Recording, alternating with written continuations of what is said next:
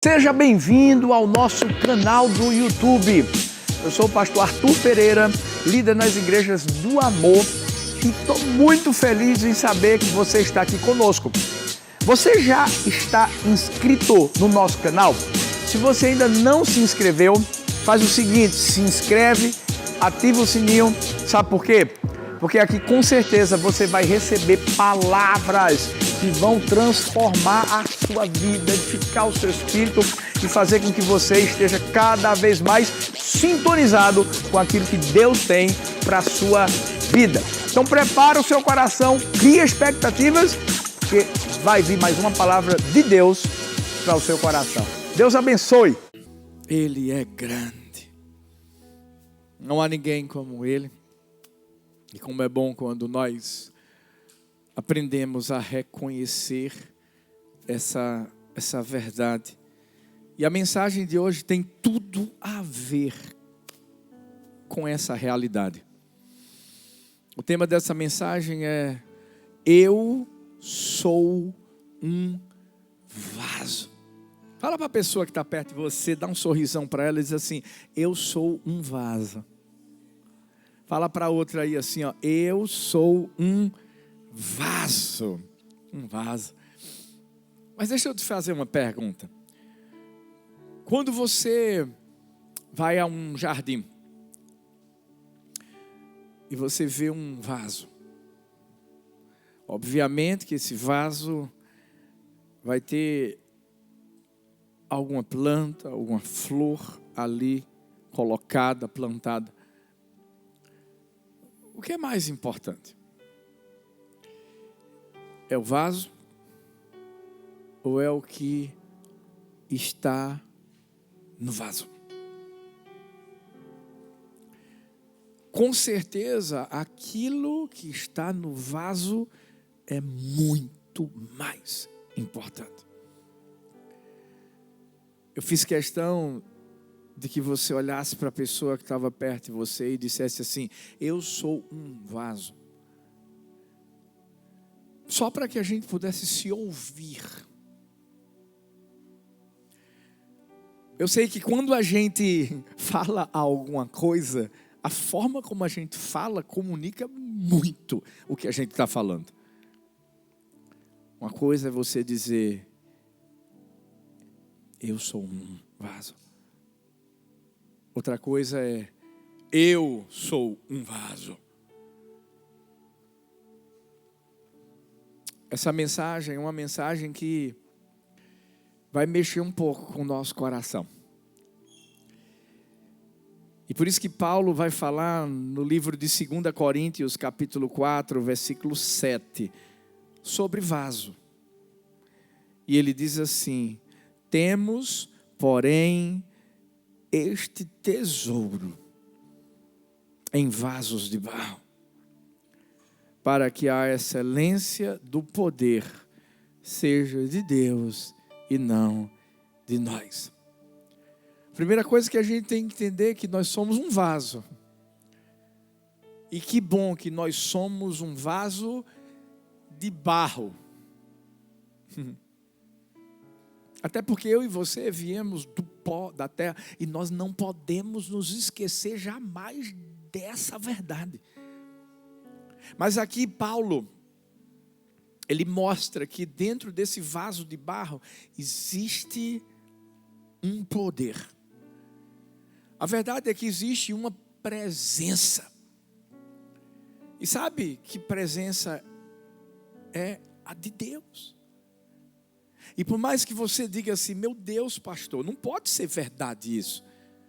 Deus habita em mim. Isso mesmo, Deus habita em você, em mim, em nós. Nós carregamos a presença de Deus. E falando isso, eu não quero que seja um peso que seja colocado sobre você. Não. Não é peso.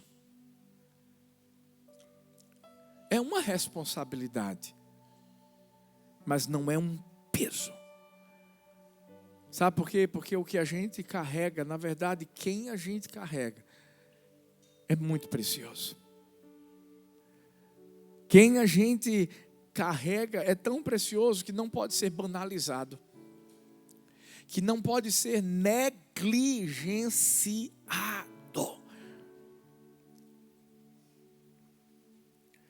Por isso que o mais importante, como eu falei no início, não é o vaso.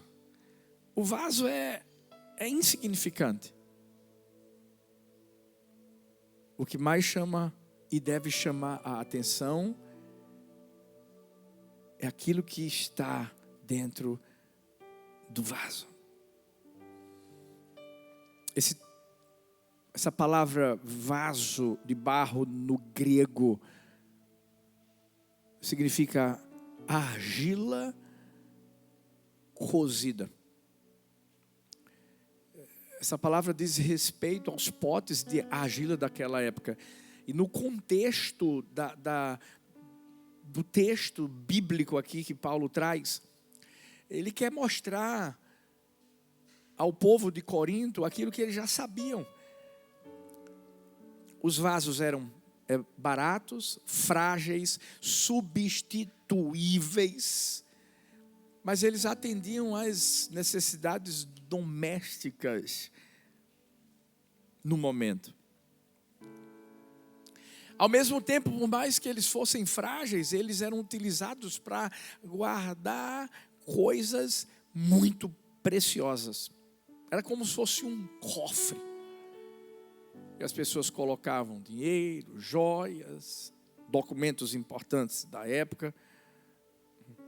Mas ao mesmo tempo, Paulo quer trazer uma dicotomia. Ele quer mostrar que esse vaso que é precioso, por conter coisas preciosas, ao mesmo tempo podia guardar coisas como lixo, dejetos humanos. E por que Paulo, então, tentou mostrar esses dois lados da moeda? Porque Paulo viveu os dois lados da moeda.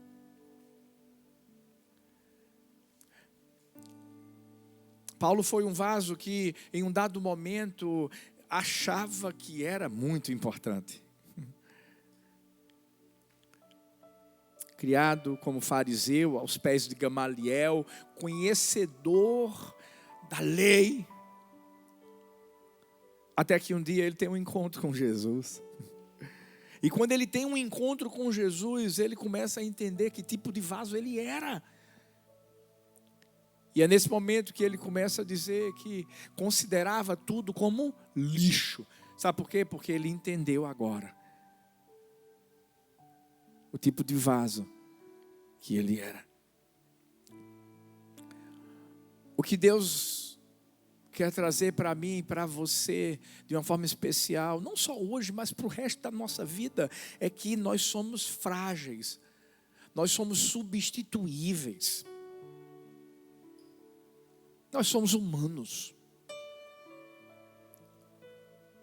E qualquer coisa que a gente fizer ainda vai ser pouco diante daquilo que Ele fez.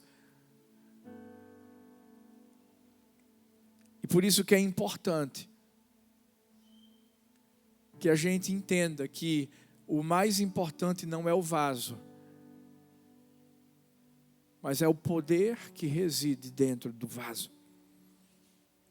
Porque esse poder transcende o vaso de argila. Esse poder transcende a nossa limitação. Esse poder transcende a nós mesmos. Para que todos entendam que é quem está dentro que merece todos os olhares. É assim quando a gente vem para o culto. Escuta uma coisa. Ninguém vem para o culto por causa de uma pessoa.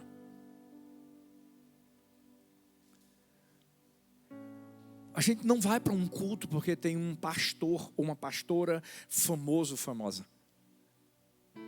A gente não vai para o culto porque tem um cantor que a gente gosta. A gente vem para o culto porque tem o Deus que mora dentro de mim e de você. Quando a gente começa a entender que não é o vaso, mas é o que está dentro. Sabe por que Paulo faz essa comparação, mostrando o vaso de barro, a excelência do poder que é de Deus, para que a gente nunca se esqueça disso. Ei, se nós colocarmos os nossos olhos nos homens e não em Deus, nós vamos nos perder.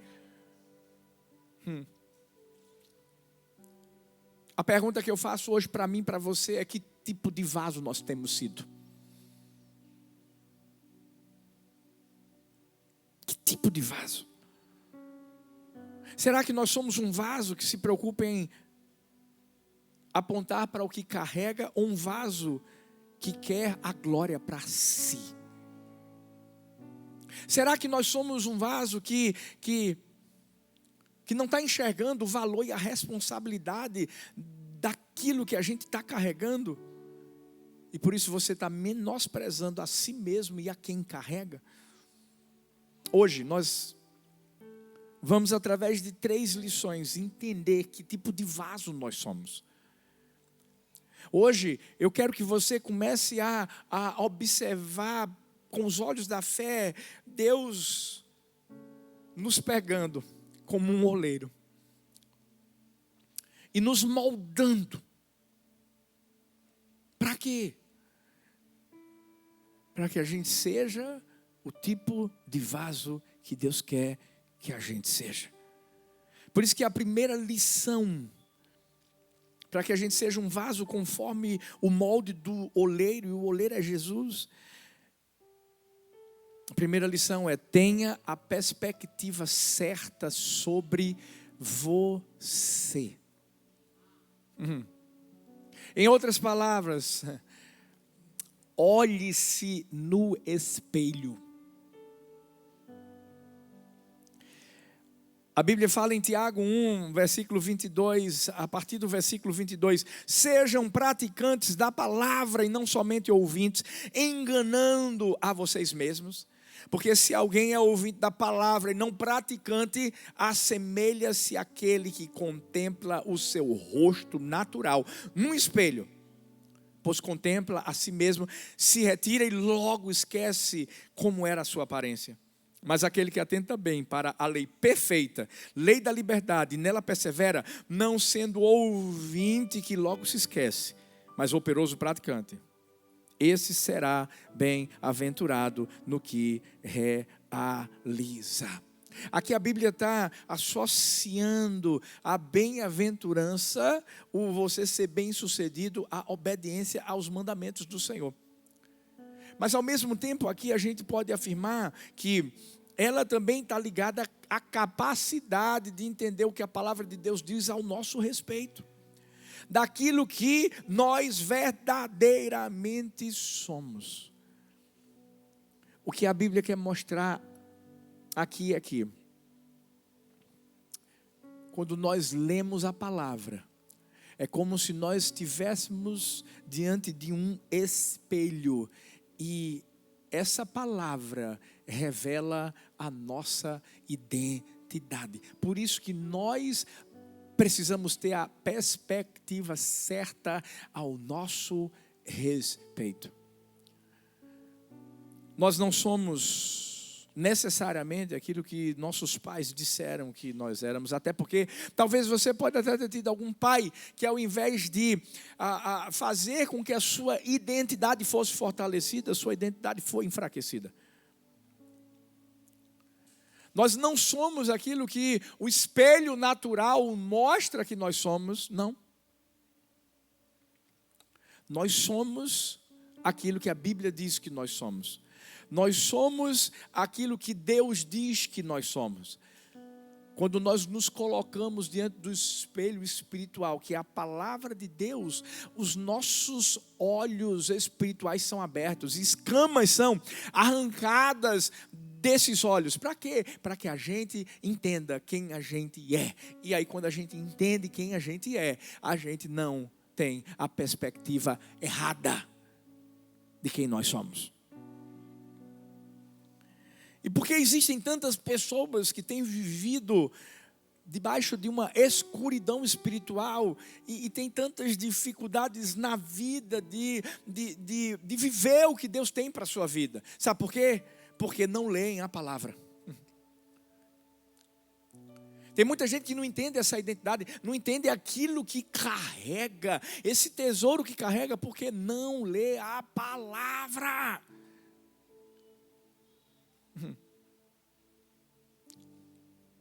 Tem gente que pensa que a gente vai ter que ler a Bíblia para ter mais conhecimento doutrinário. Deixa eu falar uma coisa para mim e para você. O que Deus mais quer é que através da palavra a gente conheça mais de Deus. Porque quanto mais a gente conhece de Deus, não é doutrina. Sabe, a nossa preocupação maior não tem que saber se a igreja é calvinista, se a igreja é a milenista. Não. Nossa preocupação maior é saber quem Deus é. Quanto mais a gente sabe quem Deus é, mais a gente sabe quem nós somos em Deus. Esse é o segredo. E é nessa hora, porque eu vou falar uma coisa, a letra mata.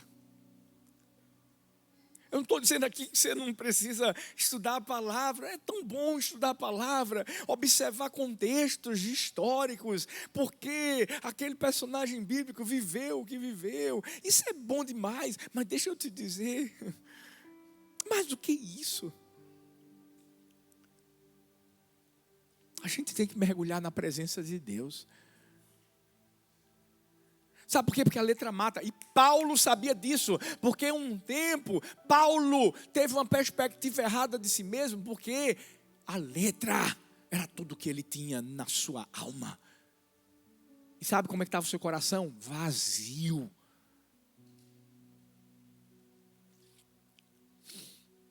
Como é que a gente se vê? Lembra do povo dos 10 espias? Que disse, éramos aos nossos próprios olhos como gafanhotos. Porque eles falaram isso, sabe por quê? Porque era dessa forma que eles se viam. Há um perigo entre você ver a si mesmo na perspectiva errada. Em que sentido? Quando você se vê aquém, abaixo da forma como Deus te vê. Sabe quando você vive a vida dizendo assim, eu sou um coitadinho, porque tudo dá errado para mim, porque Deus não me ama, cadê Deus na minha vida? E aí o diabo começa a pegar traumas e tantas frustrações que você viveu lá atrás e faz você, infelizmente, afundar. Mas também está errado quando você olha para si mesmo e diz assim, rapaz, eu sou o cara. Mas se eu não estiver aqui, o negócio não acontece. Sabe quando dentro de sua casa, ao invés de você, se unir com sua esposa e entender que vocês são um, você diz assim, eu sou melhor que ela. Porque eu ganho mais do que ela.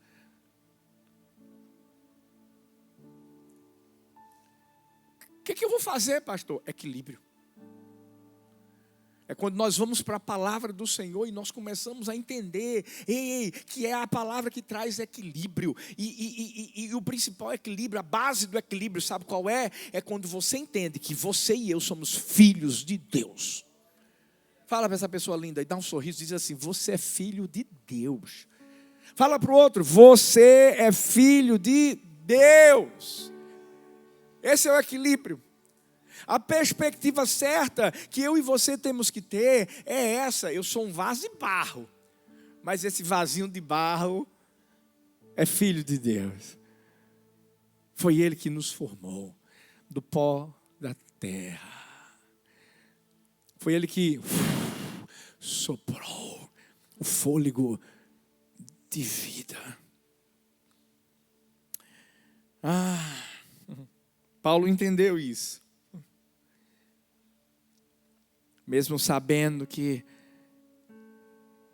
tinha feito tanta coisa errada. Mas ele começou a entender que precisava pensar da forma que Deus pensava ao seu respeito. Por isso que Deus chega para Paulo para dizer assim, para Ananias, para que Ananias passasse para Paulo. Quando Ananias olha e tem aquela visão, e Deus manda ele ir até Paulo, ele diz assim, o senhor está de brincadeira comigo, esse cara perseguiu a igreja, ele matou os cristãos. Aí Deus diz assim, peraí, ele vai ser um instrumento, um vasinho de barro, que eu vou usar. Paulo começou a entender isso. Mesmo quando ele diz assim, eu sou o menor dos apóstolos, eu sou o maior dos pecadores. Ele entendeu que ele era filho de Deus. Quando você e eu entendemos isso, prepare seu coração. Porque é nessa hora que Deus pega o vaso. E Deus diz assim, esse está pronto para ser usado. Pastor Luciano Subirá fala algo tão interessante. Ele diz assim, eu gosto muito de ler a biografia de homens e mulheres que em Deus fizeram história. E foram ímpares em sua geração. Reconheço que um dos pontos em comum entre quase todos é que, em algum momento, eles conseguiram ter uma compreensão diferenciada de sua verdadeira identidade.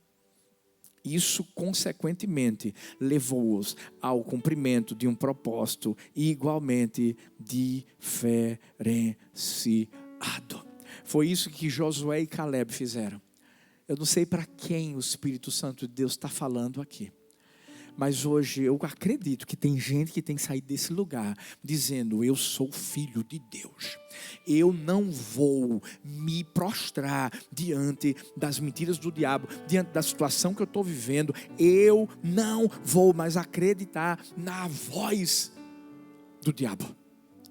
Sabe por quê? Porque a voz que te dá destino é a voz do seu Pai Celestial. Hoje você tem que sair daqui dizendo assim, eu vou viver algo diferente. Não, hoje eu sei, eu sou um vaso de barro, mas esse vaso de barro é filho de Deus. E se eu sou filho de Deus, eu sou herdeiro de Deus, eu sou co-herdeiro com Cristo Jesus. Deixa eu te falar uma coisa, eu estou aqui apenas falando palavras que estão contidas na Bíblia. Tenha a perspectiva certa sobre você. Se você sair daqui só entendendo isso, para mim já é tudo.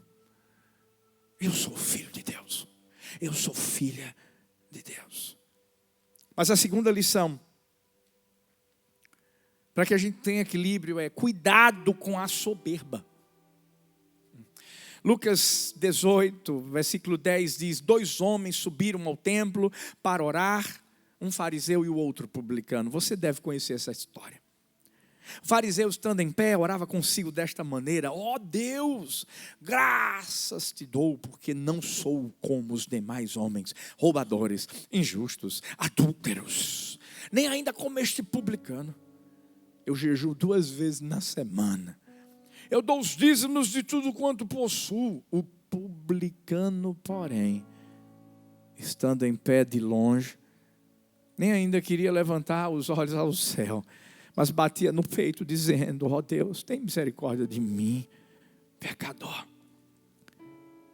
Digo-vos que este desceu justificado para a sua casa, e não aquele, porque qualquer que a si mesmo se exalta será humilhado, e qualquer que a si mesmo se humilha será exaltado. Posso fazer uma pergunta para mim e para você? Que tipo de vaso nós somos?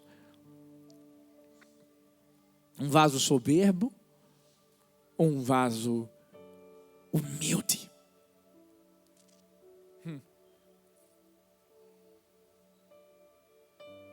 A soberba é um mal que precisa ser combatido na nossa vida. Porque a gente sabe que muitas vezes o diabo vai tentar, infiltrar no nosso coração isso. Como, pastor? Através da comparação. Através da comparação. É nesse momento que muitas vezes a pessoa começa a se achar. O pior de tudo é que a pessoa se acha tanto que ela acha que pode mandar em Deus.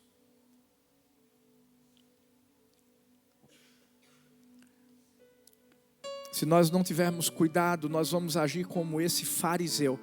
Deixa eu te dizer, presta atenção no texto. O fariseu não estava orando a Deus, ele estava orando para si mesmo.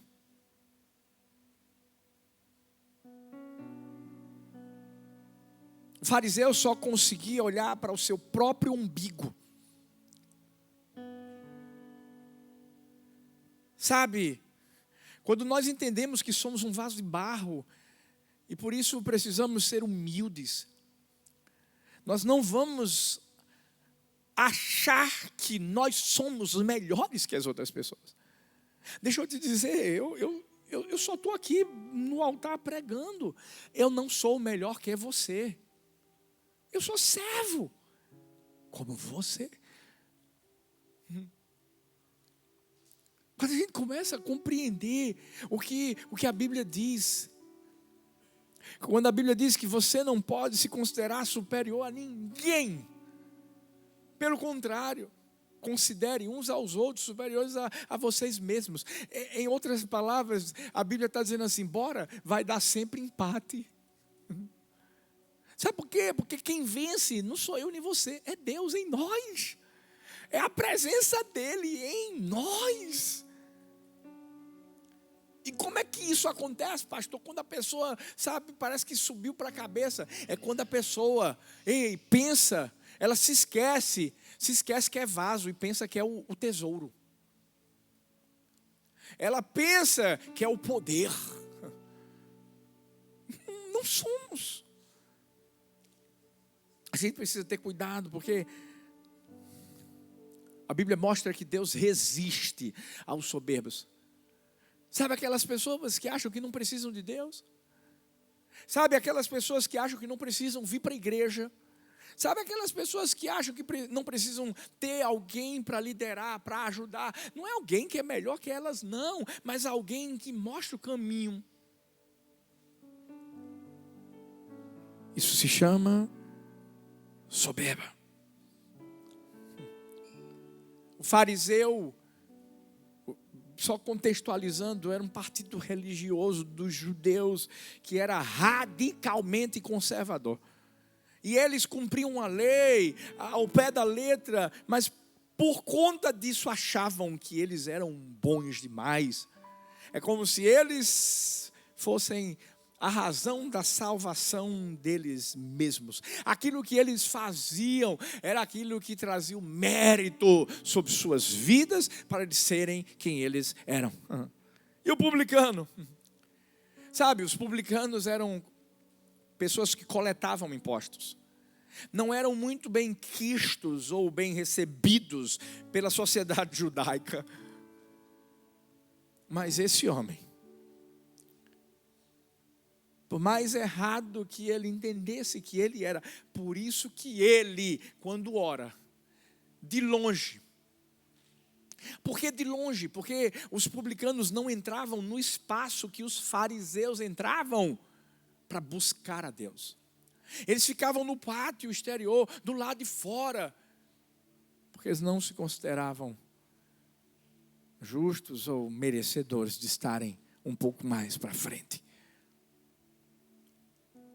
E essa oração que o publicano faz, batendo no seu peito, entendendo o vaso que ele era, sem sequer olhar para cima, mas apenas dizendo: ser propício a mim, pecador.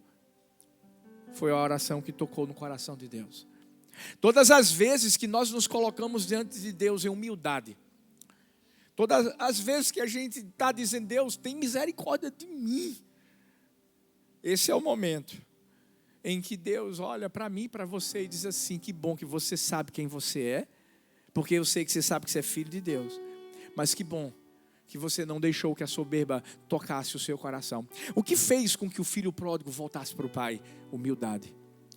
O reconhecimento de entender que ele ainda continuava sendo filho do pai, por mais que ele achasse que fosse servo quando voltasse. Como é que nós temos sido? Qual tem sido o nosso pensamento? O pensamento do fariseu ou o pensamento do publicano? Se você acha que eu e você temos a capacidade de impressionar Deus, nós não temos. Nós podemos falar qualquer coisa para Deus, Deus já nos conhece. A gente não tem como fingir. Não. Deus conhece o nosso coração. Por isso que quando o profeta Samuel vai escolher o próximo rei, que substituiria Saul, chega lá o primogênito de Jessé, e Samuel diz, é esse. Aí Deus diz assim, não é esse. O homem vê o exterior, eu vejo o coração. Por isso que nós não podemos permitir que a soberba tome conta da nossa vida. Deixa eu te dizer, por que eu estou falando isso? Porque Deus vai te usar muito. Não vou repetir de novo, acho que você está dormindo. Deus vai te usar muito. Deus não te trouxe para essa nação para você ser mais um. Não. E você que está no Brasil, Deus não te colocou lá para você ser mais um. Deus vai nos usar muito. Onde quer que a gente chegar, o poder de Deus vai se manifestar. Onde quer que a gente chegar, a presença dEle vai fluir. Deus vai nos usar muito. Mas para isso, entenda a glória dEle. A glória é dEle. A Bíblia diz, Deus não dá a sua glória para ninguém. Cuidado com a soberba. Cuida do coração. Porque quando você começar a ver Deus te usando mais ainda, entenda. Você continua sendo o vaso de barro. E em último lugar, e para mim é o que é mais importante, aqui é a última lição, para a gente entender que a gente é esse vaso que está sendo moldado pelo oleiro. Demonstre quem você carrega. Lucas 19:33 diz, quando estavam desamarrando o jumentinho, seus donos lhes perguntaram, por que vocês estão desamarrando o jumentinho? Eles responderam, o Senhor precisa dele. Levaram-no a Jesus, lançaram seus mantos sobre o jumentinho e fizeram que Jesus montasse nele. Naquela época, o jumento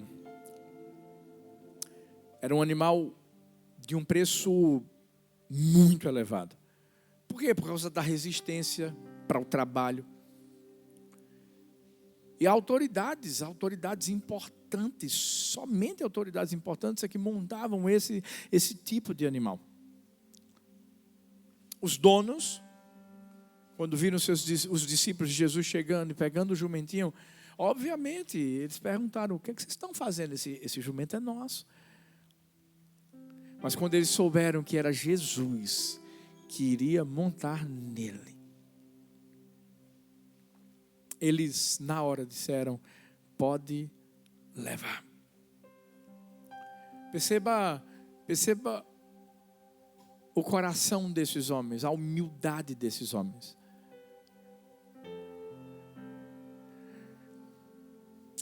Você vê o nome dos homens, dos donos do jumentinho aqui? Não. A Bíblia podia até dizer, tentaram pegar o jumentinho de fulano, ciclano e beltrano. Mas não. Lembra quando eu disse, o mais importante não é o vaso, mas o que o vaso carrega? Esses homens não disseram assim, eu vou deixar Jesus montar no jumentinho, mas tem que colocar alguma coisa, os créditos aí, Sabe quando a gente serve a Deus? Sabe quando a gente se voluntaria? Sabe quando a gente entende que tem um dom? Como meu filhão falou, talentos. O que a gente faz? Será que a gente diz assim, não, olha, eu vou servir, mas assim, eu queria servir no louvor, que eu queria ser mais visto. Eita, e se for para só arrumar as cadeiras?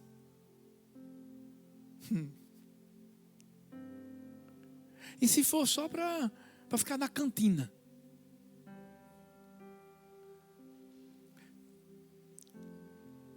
Entenda. Não é o jumentinho. É quem está montando no jumentinho que mais importa.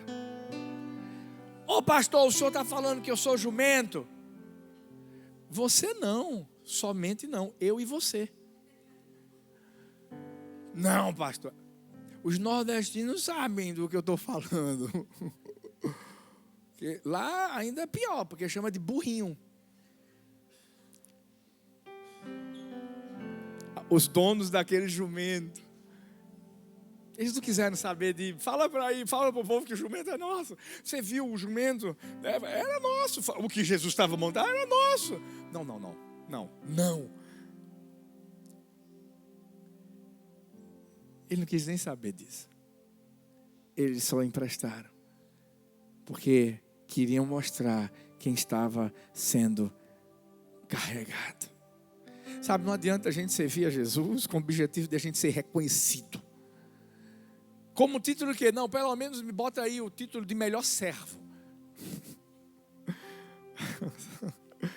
Não. Deixa ele brilhar. Abra mão. Abra mão de tudo. E deixa quem você está carregando ser visto. Algumas pessoas pensam assim, pastor Arthur e pastor Thalita foram lá para os Estados Unidos, porque, né? A gente abriu mão de tudo. Tudo. Como eu digo, somente tudo. E faria de novo. Porque aqui a gente não está para divulgar o nome de uma igreja, gente. A igreja é do Senhor Jesus. Não está aqui para divulgar o nome da gente, de jeito nenhum. A gente está aqui, sabe para quê? Para ser o jumentinho que Jesus vai montar. Para quando o jumentinho começar a andar pela América, entenderem que é quem está ali assentado no jumentinho é Jesus. A gente está aqui preparando o caminho para Jesus. Nós temos a mesma unção, e eu falo nós, igreja do Senhor, a mesma unção de João Batista. Por isso que João Batista foi aquele que disse o quê? Importa que ele cresça e que eu diminua. Não, importa que ele cresça e que eu diminua.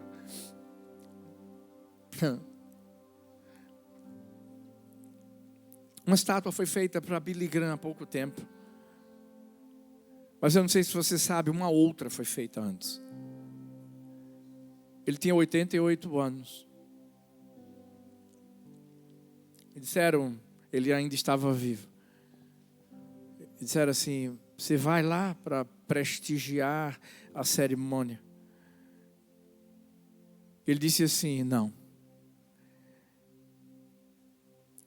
Porque não existe mérito nenhum em mim.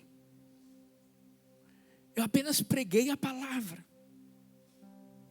E se existe algum mérito, é dela. Não é minha.